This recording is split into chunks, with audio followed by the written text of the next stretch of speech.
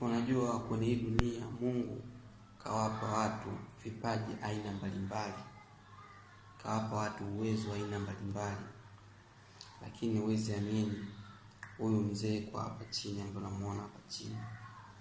Huyu mzee ana uwezo wa kutibia ugonjwa wote ule wa mifupa, uwe ni bubu, uwe ni kiziwi. Yaani ugonjwa wote ambaye unamsumbua mtu, labda ameparalyze, mzee anatibu. Na anatibu kwa kutumia Qur'ani, anatibu kwa kutumia dua, anatibu kwa kutumia kombe na mikono yake mwenyewe. Kwa huyu mzee katika watu ambao walikuwa kipaji cha pekee, kipaji cha ajabu, huyu mzee hapa chini. Cheki anakutibia. Ona mwenyewe.